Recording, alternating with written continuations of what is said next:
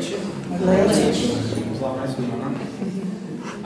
Esse tema aqui é bastante interessante, né? Eu estava conversando com a Ayrton, ele comentou comigo que no último Evangelho no Lar eles discutiram isso. Eu já, depois da leitura, falei, no meu próximo eu vou fazer também, porque é um assunto que chama a atenção, né? Quem aqui está pronto para desencarnar? Alguém? Alguém estaria pronto para desencarnar hoje?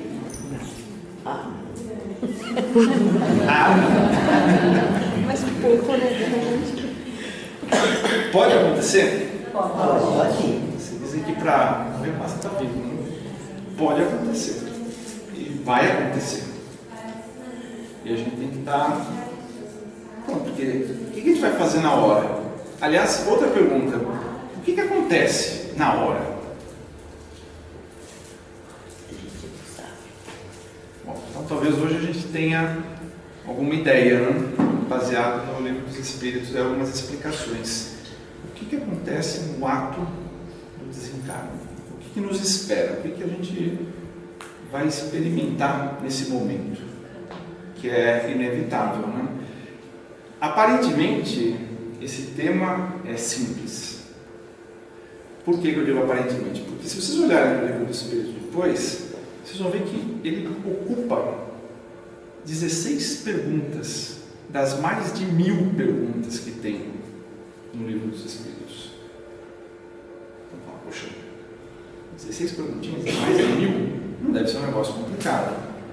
Por outro lado, existe, por exemplo, um livro, Obreiros da Vida Eterna. A Valéria já falou sobre ele recentemente. É um livro psicografado pelo Chico, um livro passado pelo André Luiz, e é um livro que é denso, é extenso, e ele aborda 3 desencarnes, diferentes pessoas. Então, espera um pouquinho. São só 16 perguntas de mais de 1000, mas um livro inteiro para falar de 3 casos de desencarne. Tem um outro livro, que é o Céu e o Inferno, também do Allan Kardec. Ele tem um capítulo lá que fala sobre a passagem, o passamento. E ele conta lá 17 casos de desencarne diferentes. Ué, é simples, mas talvez não seja tão simples, né? Na realidade, o tema em si, o assunto é simples, mas a gente percebe, e vocês vão ver daqui a pouco, que existe uma infinidade de situações. Então já vou frustrar algumas expectativas, né? Não tem uma resposta simples. Tem algumas explicações que são relativamente simples, mas as variações possíveis são quase que infinitas. Mas tendo pelo menos uma diretriz, um norte para seguir, a gente pode mais ou menos que se preparar e saber como conduzir a coisa. Bom, então vamos começar. A gente já está no capítulo 3, né? Do livro 2. Já teve um bom conteúdo aqui. Esse livro está sendo discutido o ano todo. Acho que está mais do que na hora de uma aula oral. Então agora é já oral, porque eu vou colocar algumas questões que já foram abordadas. Essa aqui foi uma palestra que eu fiz, então agora a cobrança vai ser maior. Eu vou querer saber se estavam prestando atenção.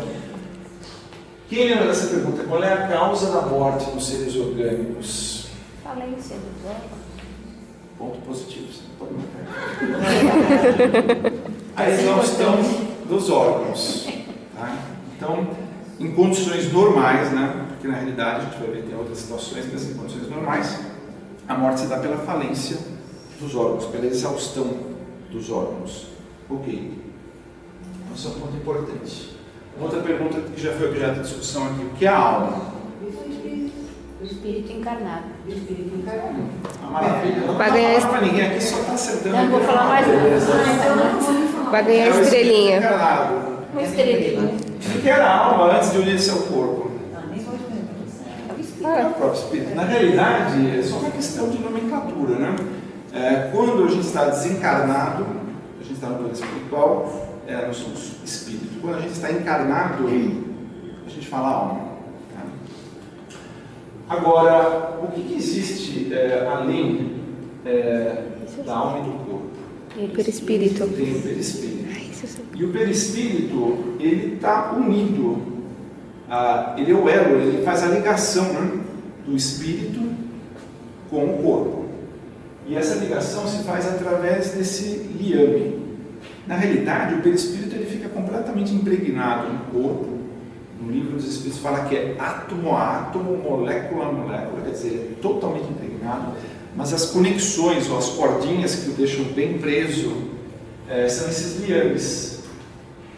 E esses liames são matéria, mas uma matéria etérea. Tanto é que ele fala aqui que é de natureza semimaterial.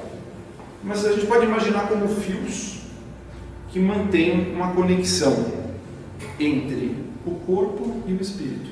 E a gente já viu em livros espíritas relatos de desdobramento, quer dizer, na realidade o espírito se soltando do corpo temporariamente, através do sono, mas eles relatam que no plano espiritual, quando tem assembleias, cursos, etc., eles distinguem quem é desencarnado de quem é encarnado pelo fio que está ligando as pessoas, os espíritos que estão encarnados. Então, lá no plano espiritual, quando a gente está dormindo, o nosso espírito se desprende do corpo, mas ele mantém o vínculo através desse liame. Cordão fluídico, liame, enfim, a gente pode dar aí alguns nomes, mas a gente pode imaginar com esse fio que faz a conexão. E mesmo ausente do corpo, a gente está ligado. Então, a gente sai no sono. Se a gente tiver uma boa condição, um bom preparo, a gente tem aí o privilégio de ir para o plano espiritual, participar de uma palestra, rever entes queridos, etc. Infelizmente a gente esquece tudo quando acorda, mas lá no plano espiritual, o pessoal de lá, os espíritos que estão lá, conseguem identificar pelo fio que nos mantém unidos ao corpo. Bom, isso tudo aqui é uma breve introdução, porque na realidade o que a gente vai falar é exatamente da situação que acontece no desencarne. E aí a gente tem que entender primeiro que isso vai se dar pela falência dos órgãos. Quer dizer, o corpo físico vai extinguir as suas atividades, ele vai falir e, consequentemente, o perispírito vai se desligar do corpo. E esse desligamento vai ser através desses liames que vão se desfazer. Tá? Eles simplesmente vão se soltar e o espírito então vai ficar livre. Então, o que a gente vai falar hoje gira em torno disso, do desencarne. O desencarne ele vai acontecer inevitavelmente para todos nós, vai ser por conta da falência do nosso corpo, e no momento do desencarne vai haver então essa separação do perispírito, ele vai se soltar através desse liame que vai se romper. Tá? Então, tecnicamente, é isso que acontece. Aí surgem as questões do livro do Espírito. Uma delas, eu selecionei, na realidade são 16, mas eu peguei algumas apenas que eu achei que seria interessante a gente discutir aqui. Fica como lição de casa a leitura das demais. Pode ser chamado lá na próxima, então fiquem atentos. Algumas perguntas que eu achei interessantes. Por exemplo, essa questão da alma conservar a individualidade após a morte. Quer dizer, ela conserva a sua individualidade após a morte? Tem alguns que argumentam que existe uma energia universal e que o espírito volta para lá e se mistura nela como se a gente estivesse jogando uma gota d'água no oceano. Quer dizer, ela se dissolve, ela se espalha naquele, você perde, você não vai achar uma gota d'água depois que você jogar lá no oceano, quer dizer, ela vai fazer parte de um todo. Tem algumas pessoas que acreditam no argumento que existe uma energia universal e que o espírito, quando há o desencarne, vai para essa energia e se mistura naquilo tudo. Vocês acham que é assim ou que existe ou permanece a nossa individualidade?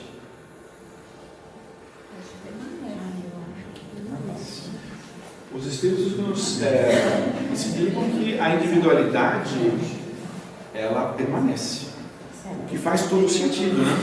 Porque se a gente observar, e a gente tem discutido isso há tanto tempo, né?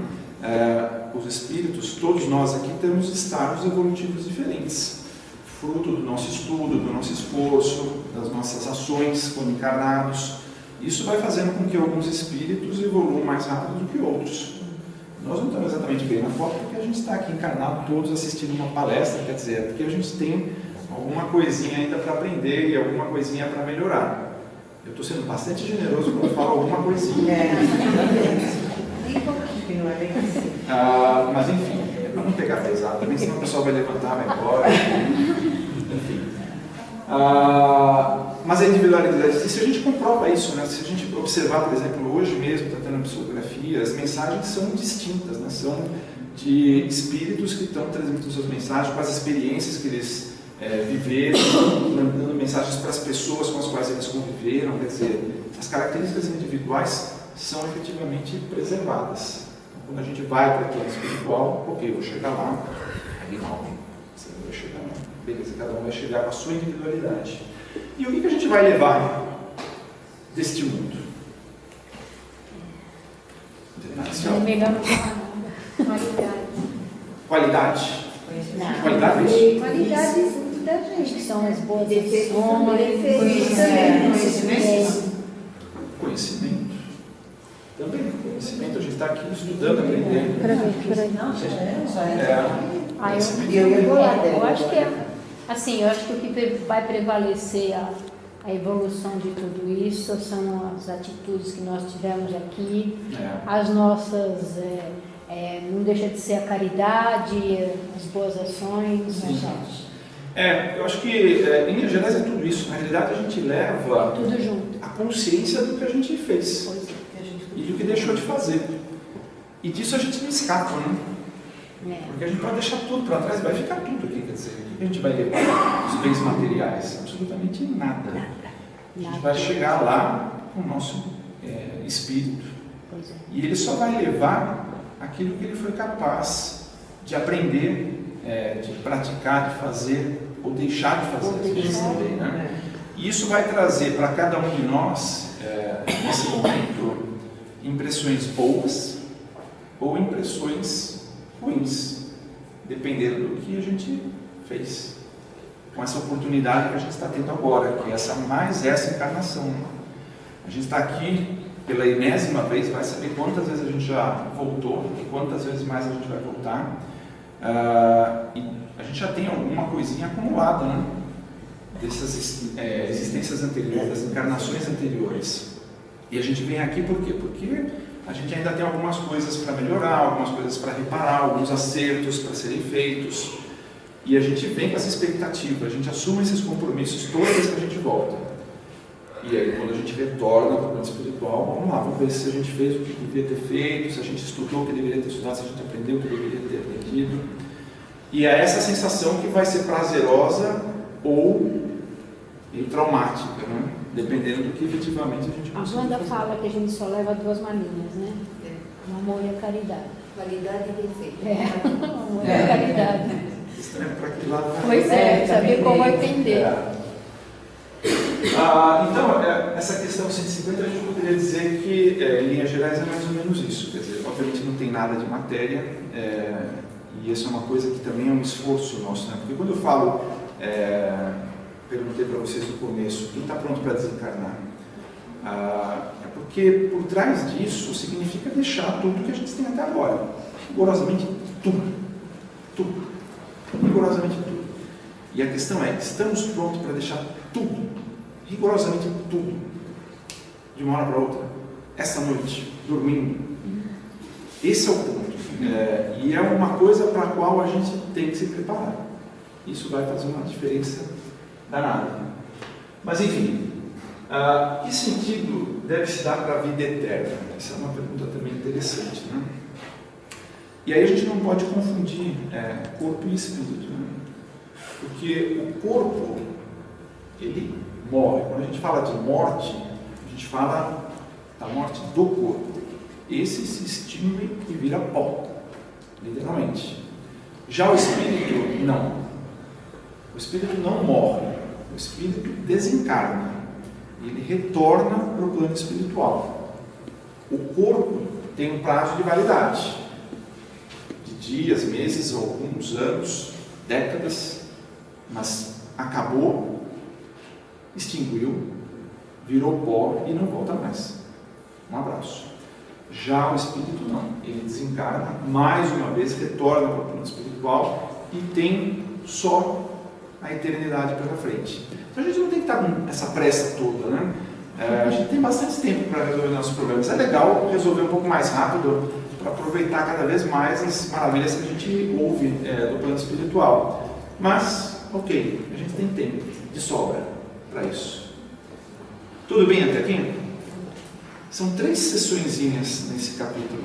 Essa é a primeira, já está acabando. Aí vem a questão da separação da alma e do corpo, que é o que vai acontecer, que a gente estava falando. Né? Então, primeiro, dói.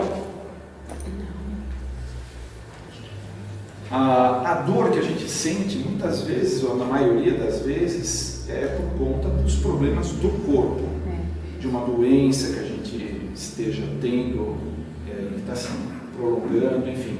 Isso traz desdobramentos no corpo, a gente sente a dor. Mas o ato em si, da separação, ele é indolor. O que pode ter de sensação ruim para o espírito não é pela separação do corpo, é pela percepção, de novo, que a gente acabou de falar, do que ele percebe que fez ou deixou de fazer. Essas impressões é que vão trazer uma experiência boa ou ruim para o espírito. Mas não assim. Oi? Desculpa te cortar. Não, imagina. Uma pessoa assim, não digo só uma pessoa materialista, mas uma pessoa que é muito apegada a si mesmo, um narciso, ele não vai sentir dor em se desprender? Não, ele vai sofrer pelo apego. A gente vai falar sobre isso. Então, esse é um ponto, né? E é por isso que eu estou insistindo nessa pergunta. Estamos prontos para desencarnar de uma hora para outra? Porque, na realidade, o desligamento do corpo e do espírito, ele não tem a dor. A gente tem quando a gente falar de dor, a gente pode falar da dor do corpo, pelo sofrimento que ele está tendo, que está causando, inclusive, a sua morte, quer dizer, a doença, etc. E das sensações do espírito pela consequência do que ele fez ou deixou de fazer. Essa é uma impressão que vai ter no espírito. Mas a dor em si, a separação, o rompimento daqueles liames que mantém essa conexão, isso que eu a morte não dói. Essa separação, o desligamento do espírito do corpo, ele em si não vai trazer esse sofrimento. O que pode ter é a dor do corpo nos momentos que antecedem a separação por conta de alguma doença, alguma coisa assim, e após as sensações do espírito pela consciência do que fez o show. Aí eu peguei 2 aqui na sequência que tem alguma relação. Como é que se opera a separação da alma do corpo? Ela é instantânea? Ela acontece assim de uma forma brusca? E a separação definitiva entre a alma e o corpo pode verificar-se antes da sensação completa da vida orgânica? Aí já começa a dar uma boa. Mas vamos lá. A separação, ela é instantânea? Não. Ela não é instantânea. Não tem nada assim, como você fala, tem saltos, né? Não dá saltos. A separação, ela também não acontece de forma instantânea. Ela acontece de forma gradual. Então, em condições naturais, normais, o organismo vai falindo pela idade, pela doença, por, enfim, algum motivo, e nesse momento os elos, os liames começam já esse processo de separação, eles vão se enfraquecendo, até o momento que já o corpo parou totalmente, e ainda mais alguns instantes, horas, aí a gente vai ver as variações, ele vai terminar de se separar, ele vai se desligar. Tá, uma pessoa que está adoentada, que está com idade, 60, 80 anos, vai com o tempo, vai. E um jovem que morre de acidente? A gente vai falar sobre isso. É da família gente religiosa. Você pode falar, você não pode falar mais um velho de 60, 80 anos. Não vou, exatamente assim, André, com certeza. Mas vocês me entenderam. Mas essa pergunta, acho que é uma das coisas que a gente começa a pensar, né? Por isso que eu falei agora há pouco, em condições normais, naturais. A gente sabe quando uma pessoa está, por exemplo, em coma, está desencarnando lentamente, a gente, quem já acompanhou doentes, né? Percebe que, por exemplo, as funções vão terminando dos pés para cima, né? Chega um momento que já não tem mais o processo digestivo, quem está entubado, não adianta pôr nada, porque aquilo depois vai voltar. Por último, que desliga é aqui, mas a pessoa já vai entrando em falência debaixo do só um parênteses. Minha mãe teve Alzheimer. Então eu acho que o Alzheimer mostra muito bem isso. Mostra, a minha mãe também teve. Bem assim. Depois é bem assim. Aí depois vem o falecimento do corpo mesmo. Mas a gente vai cobrir essa questão aí. É uma questão importante também. Até porque, infelizmente, né, a gente se depara aí com situações desse tipo quase toda hora. Por isso que a pergunta, vocês estão prontos para hoje, não é para querer morar ninguém, mas... Pelo menos a gente já vai sabendo. Né? Então, é melhor se preparar. Acho que a ideia é mais ou menos essa. Bom, e essa questão da separação definitiva da alma para o corpo antes do corpo parar de funcionar, ela pode acontecer?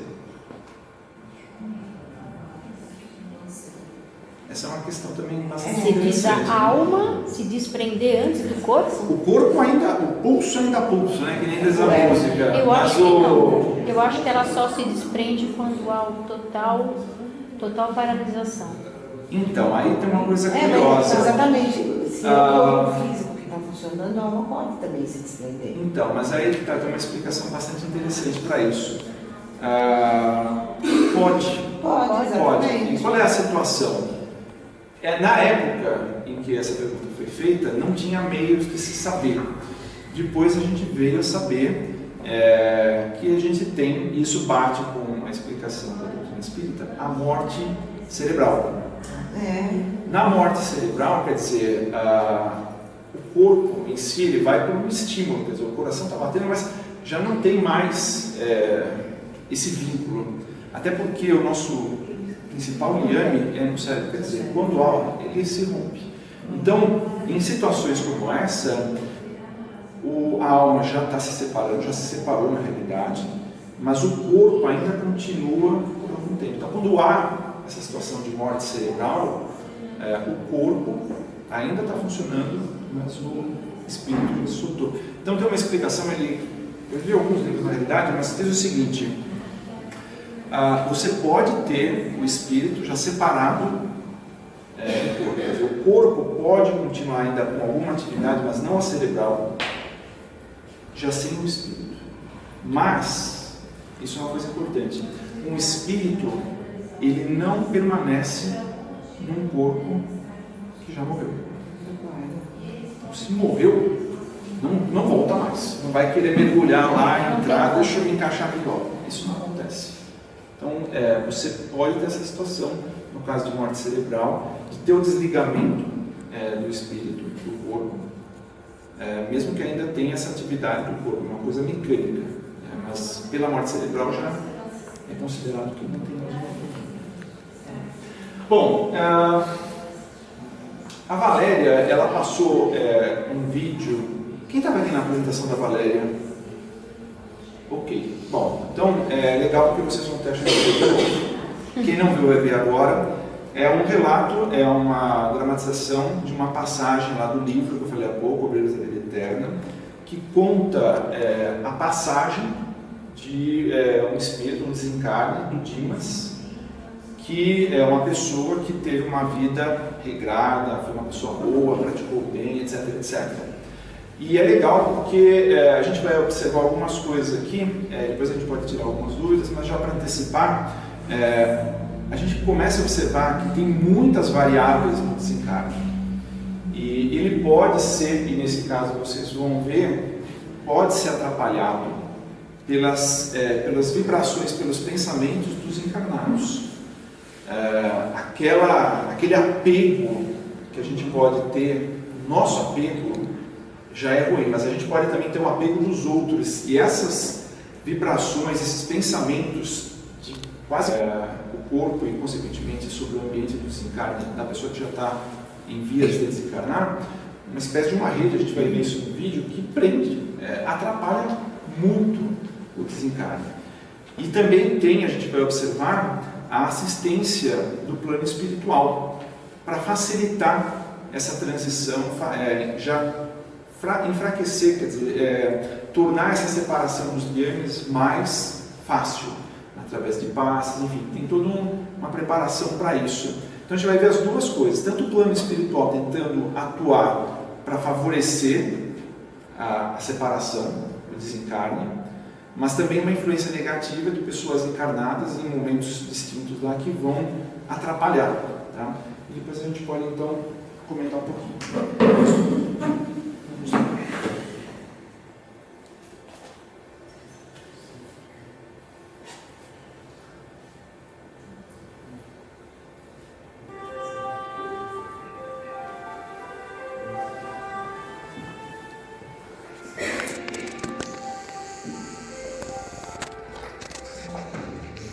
Compreendia, mais uma vez, que há tempo de morrer como há tempo de nascer. Dimas alcançara o período de renovação e por isso seria subtraído à forma grosseira, de modo a transformar-se para novo aprendizado. Não fora determinado o dia exato. Atingira-se o tempo próprio. Recordando, contudo, meu caso particular, e sequioso de elucidações construtivas, ousei interrogar nosso orientador, antes de regressarmos ao círculo carnal pela manhã. Padre Jerônimo, terá sido Dimas como foi suicídio inconsciente? Não, André, nosso irmão não foi um suicida. Então não será necessário habitar regiões de sofrimento como eu mesmo precisei. Tem razão. Dimas desde a infância foi acostumado a outros mimos, desenvolvendo o próprio corpo, se envolvendo com trabalhos abnegados e incessantes. Construiu família, tentando suor no trabalho diário. Mesmo assim, ainda encontrou tempo para se dedicar aos trigêmeos e sofre, que estão no plano abaixo dele. Com recurso da mediunidade, se envolveu com o bem coletivo. Perdeu integralmente o conforto da vida social. Observamos a existência que perdem pela extensão, ganhando, porém, pela intensidade. Mas já é hora de ir, André. Nossos irmãos nos esperam.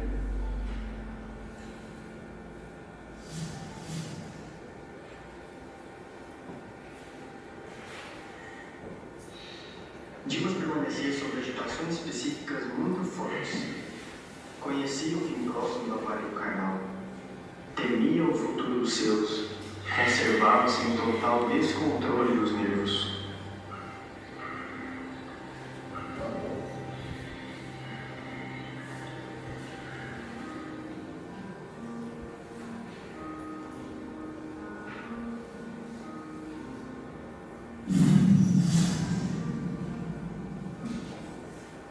Meus irmãos, que bom que vocês chegaram.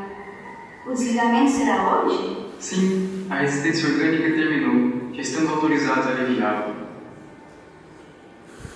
Está na hora.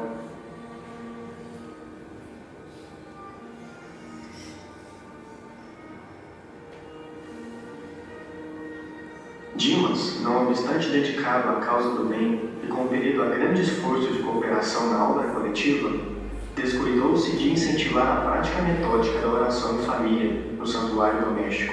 A esposa do médium, ao pé dele, mantinha-se firme ao seu lado, olhos vermelhos de chorar, emitindo forças de retenção amorosa que prendiam o moribundo em vasto emaranhado de fios cinzentos, dando-nos a impressão de peixe encarcerado em rede caprichosa. Teria de ser o primeiro empecilho a ser removido.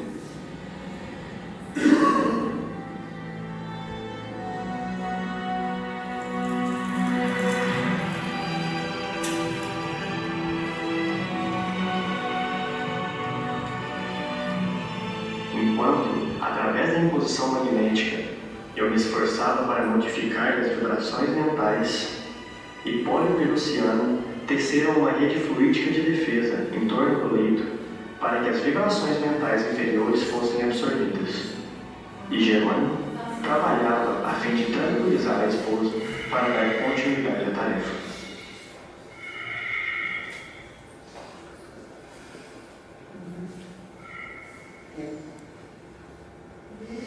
Querida, vai descansar. Gostaria de vê-la bem mais forte. Sinto-me bem. Sinto que o dia será de calma e reconforto. Adiante. Tem certeza, querido? Estou bem. Pode ir.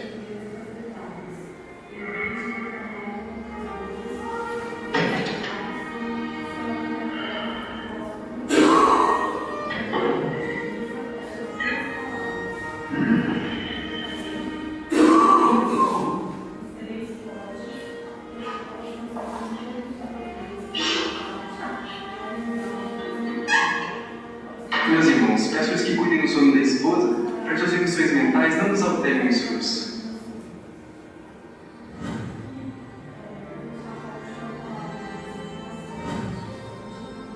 Através da mentalização, Jerônimo forneceu a oportunidade da oração final ao nosso amigo. Meu Senhor Jesus Cristo, creio que atingi o fim de meu corpo, do corpo que me deste por algum tempo, como dádiva preciosa e bendita.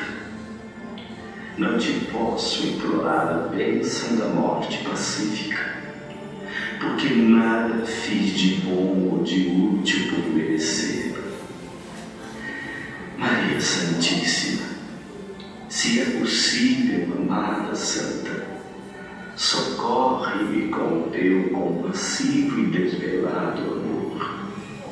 Sou agora também o menino frágil, com fome do afeto maternal, nesta hora suprema. Oh, se eu pudesse contar também com o socorro da abençoada mãezinha que a morte arrebatara há tantos anos. Meu filho. Dimas, experimentando indefinível bem-estar no regaço materno, parecia esquecer agora todas as mágoas, sentindo-se amparado, quase feliz. Ordenou Jerônimo que me conservasse vigilante, de mãos coladas à fronte do enfermo, passando logo após ao serviço complexo e silencioso de magnetização. Havíamos iniciado o desligamento.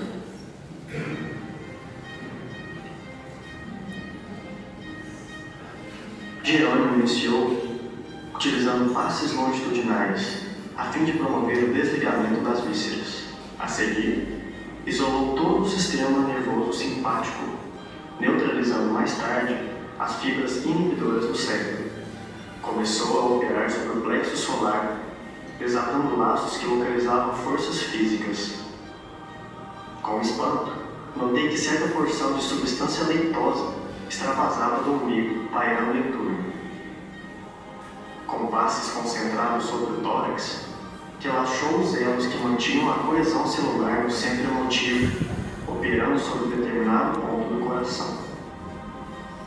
Nova forma de substância desprendia-se do corpo, do epigaço à garganta, mas reparei que todos os músculos trabalhavam fortemente contra a partida da alma, opondo-se à libertação das forças motrizes em esforço desesperado, ocasionando angustiosa aflição ao paciente. Alcançáramos o coma em boas condições. Era a última etapa. Concentrando todo o seu potencial de energia na fossa romboidal, Jerônimo quebrou alguma coisa que não pude perceber com minúcias, e brilhante chama violeta dourada desligou-se da região craniana, absorvendo instantaneamente a vasta porção de substância leitosa já exteriorizada. Quis fitar a brilhante luz, mas confesso que era difícil fixá-la com rigor.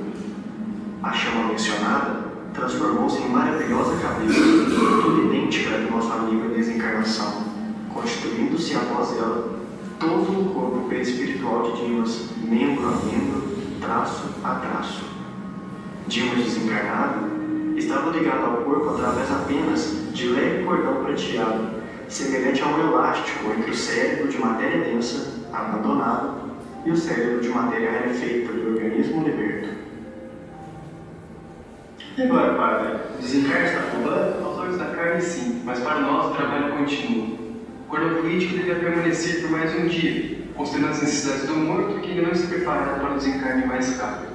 Pedimos à irmã que tenha bondade de velar por ele até o momento propício.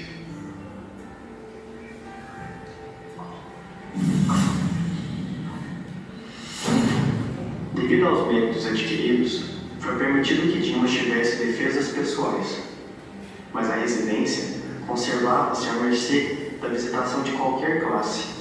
As câmaras mortuárias não devem ser pontos de referência à vida social, mas recintos consagrados à oração e ao silêncio.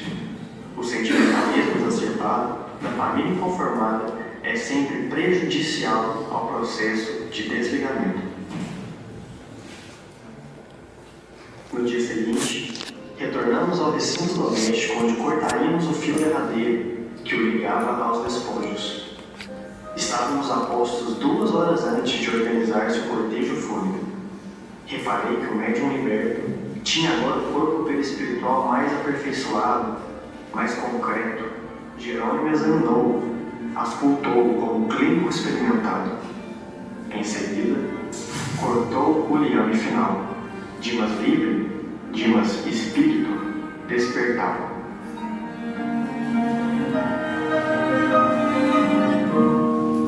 Mãe?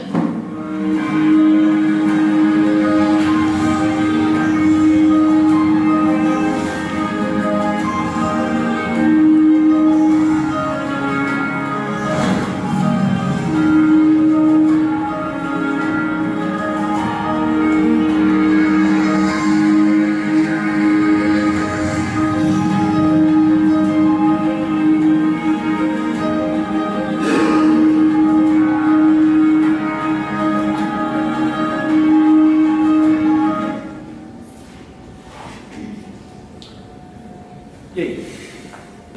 Bem interessante, né? O desencarne, da maneira como a gente vê, tem uma outra perspectiva, né? Que não é assim tão dolorosa, tem até uma beleza do plano espiritual, né? Porque na realidade está acontecendo uma libertação do espírito, né? Está em uma situação muito melhor. E eu acho que a gente tem que estar atento para algumas coisas que a gente viu aqui. O Dimas, como vocês perceberam, a evolução espiritual dele já é boa, né? Bem boa. E no momento derradeiro, pode-se dizer que ele estava preparado mesmo para desencarnar. Ele não demonstrou, especialmente na oração, qualquer apego material. Quer dizer, não pediu, quero ficar aqui mais um tempo para minha família, eles precisam de mim, eu preciso deles. Não, ele só pediu para ser merecedor de uma passagem mais tranquila. Então isso demonstra realmente que traz consequências positivas. Tanto é que ele teve amparo do plano espiritual, da própria mãe, que ele pediu em oração para acompanhar esse processo, mas que por si só não foi suficiente, né? Por quê? Porque tinha a presença das pessoas em volta, da esposa, dos familiares, enfim, que iam lá visitar e projetavam coisas negativas, né? E acabavam atrapalhando esse processo. Então, mesmo para uma pessoa que teve uma vida regrada, teve uma evolução espiritual e aproveitou bem a sua passagem, o desencarne, ele tinha muitos fatores para facilitar essa transição, mas ela ainda assim teve alguma complicaçãozinha por conta das projeções. Então fica aí, para nós, além da questão que nós no começo, estamos prontos para desencarnar já, estamos prontos para deixar que alguns entes queridos desencarnem também tranquilamente? Quer dizer, será que num momento crítico, visitando um ente querido no hospital, a gente vai fazer como uma esposa, que vai ficar naquele desespero e projetando coisas ruins? Ou será que a gente vai conseguir lembrar talvez isso aqui, ter um pouco mais de serenidade, trocar aquele desespero por uma oração, pedindo melhor para ele com o espírito, que é para onde ele vai retornar, para que ele tenha uma passagem mais tranquila? É uma coisa para a gente rever, né? A gente não está habituado a isso, a gente pede sempre, não, fica, faz mais alguma coisa para ficar aqui. De repente não, é hora mesmo de ir e que ele vá tranquilo, que a separação seja boa, tranquila. Bom, o Espírito encontra imediatamente aqueles que conheceram a Terra e que morreram antes dele. Nesse vídeo aqui, ele já fala, mãe, já viu a mãe do lado. Mas isso também é uma coisa que, como eu falei no começo da palestra, tem N cenários. Isso tudo vai ser objeto, vai ser consequência do que a gente fez, deixou de fazer. Merecimento. Pode ser que sim, em situações boas, vai acontecer isso. Familiares, amigos, pessoas que desencarnaram, já estão lá no plano espiritual, nos recebem com festa, ótimo, mas às vezes o tipo de desencarne que a gente tem, ou que a gente fez ou deixou de fazer, pode nos levar a uma vibração ruim. O próprio André Luiz, acho que muita gente aqui deve ter visto o filme, né? Nosso lar, ele não teve essa situação. Ele teve quantos outros que nos encarnaram vão parar em um grau, por esse motivo. Então, nesses casos, não. Sempre tem cenários possíveis aí. E atendendo as perguntas, o que acontece no caso de uma morte violenta ou acidental, né? Afinal de contas, como você falou, nesse caso não teve o órgão se deteriorando lentamente, o corpo se enfraquecendo lentamente. Como é que se dá essa separação? O que acontece? E aí eu vou pegar um outro vídeo de uma situação que pode acontecer, muito acontecendo, e essa aqui eu acho que vocês vão até reconhecer.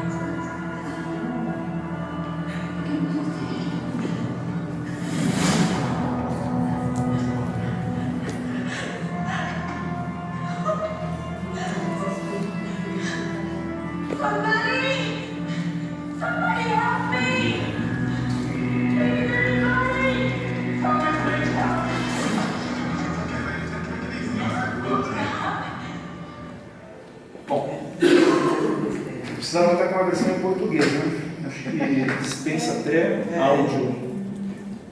Acho que só as imagens aí falam por si só. Né?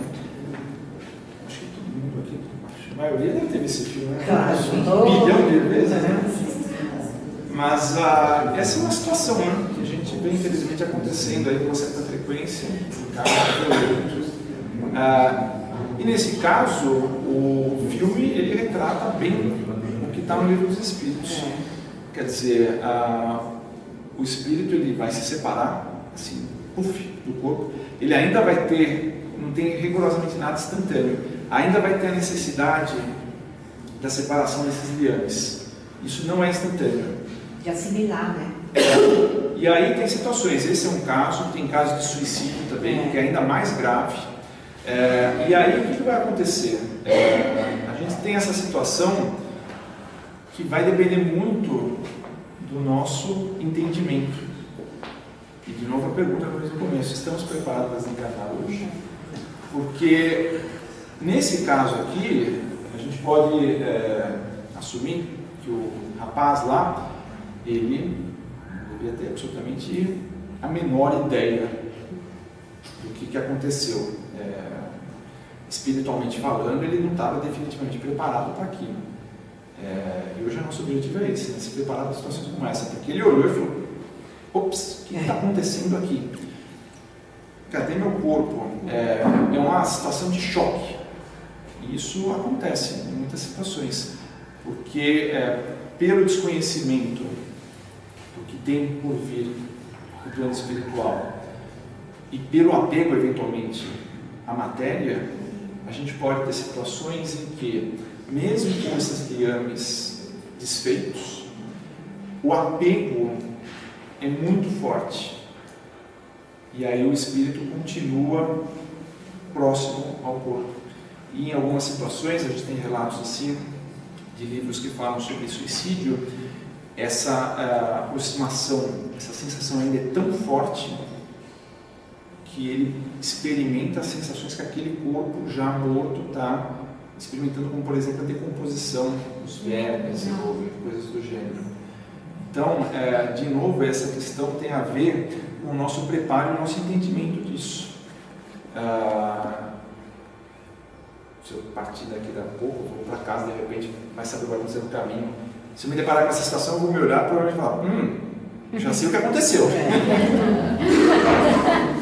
Já vi esse filme, né? Já vi esse filme não faz muito tempo, é melhor então agora eu parar aqui, para um pouquinho, está na hora de fazer uma oração, estou precisando de uma ajuda aqui.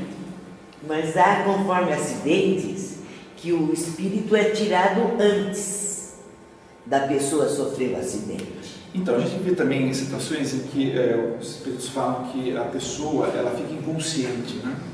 Na realidade, a gente tem que entender bem isso, quer dizer, a pessoa pode ficar inconsciente e na maioria das vezes no momento do desencarne ela fica mesmo, mas o vínculo ainda existe, quer dizer, essa separação... Não, eu sei porque numa das mensagens a minha filha fala, a minha tia me tirou antes do acidente, aí depois eu vi o meu corpo inerte, aí que eu chorei.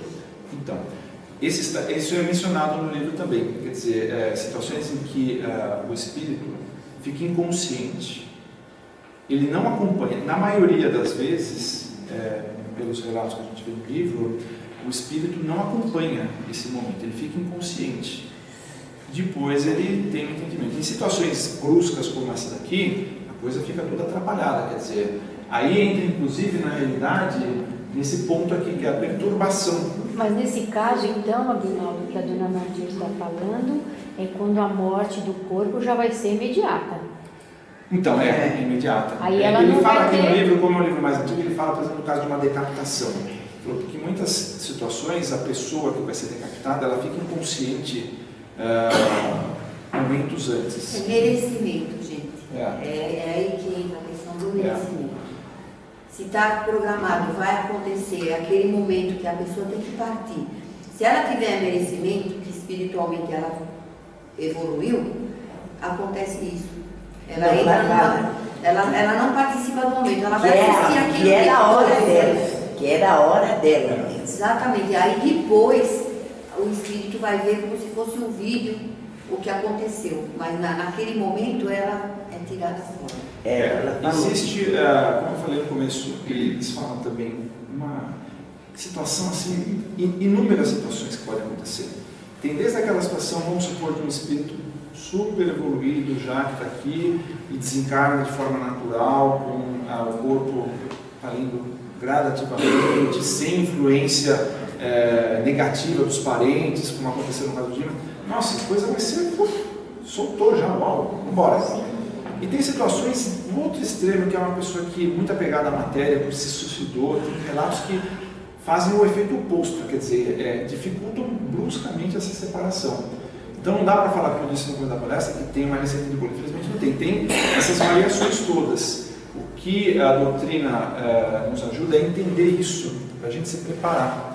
Na realidade, daqui a pouco eu vou passar um último vídeo que tem uma dica boa. Se a gente pode dar uma dica, a dica vai ser no vídeo. Mas só para concluir, antes que a Castanhola toque, eu acho que já vai tocar, falar sobre essa perturbação, que na realidade o que acontece? O espírito ele vai se desligar do corpo. Esses momentos iniciais, o que acontece?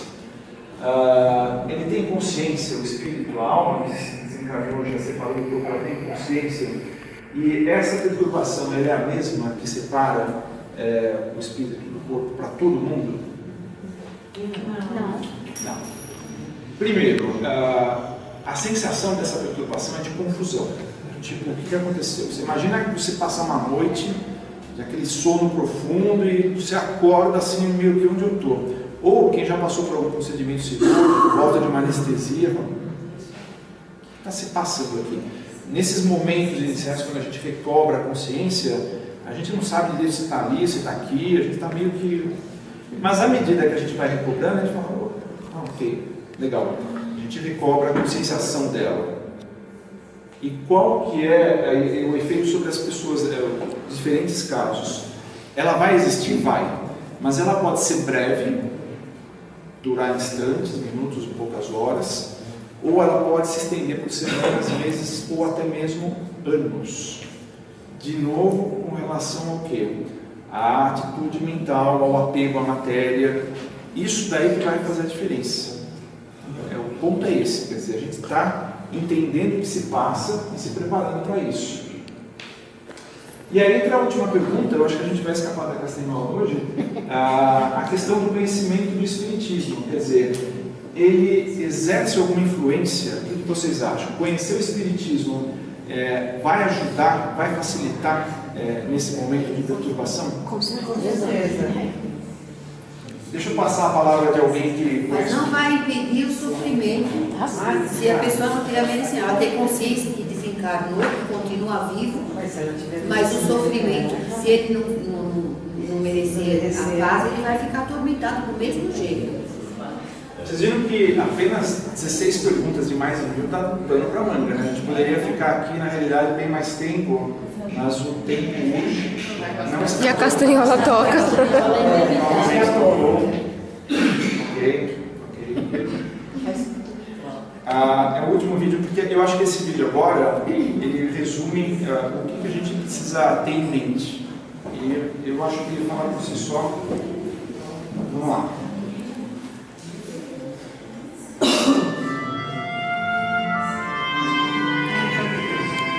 Essa pergunta eu estou interessado na resposta. Ela vem de Uberlândia e quem a fala é a doutora Ruth de Assis, professora de Direito Internacional Público da Faculdade de Direito da Universidade daquela cidade de Uberlândia.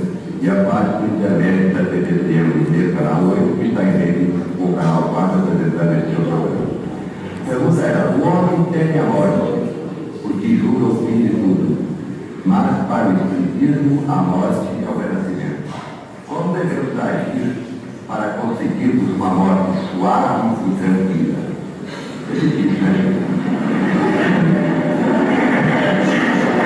O Espiritismo não oferece a solução do problema como novidade, porque o Evangelho de Nosso Senhor Jesus Cristo é um hino à imortalidade da alma, e Ele próprio nos deu o quadro inesquecível da sua própria ressurreição.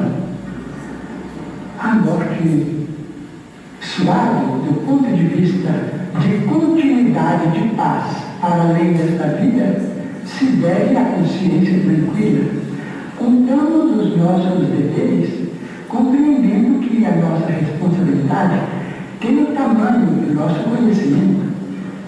Cumpramos as nossas obrigações e a morte será sempre uma passagem para uma vida melhor. Mas se adquirirmos complexos de culpa, nós estamos criando cadeias que nos aprisionam a processos de vida interior e vamos emitir de nós mesmos irradiações perturbadoras, suscetíveis de criar muita luta, muito conflito naqueles de quem nos aproximamos, porque criamos esses conflitos em nós mesmos.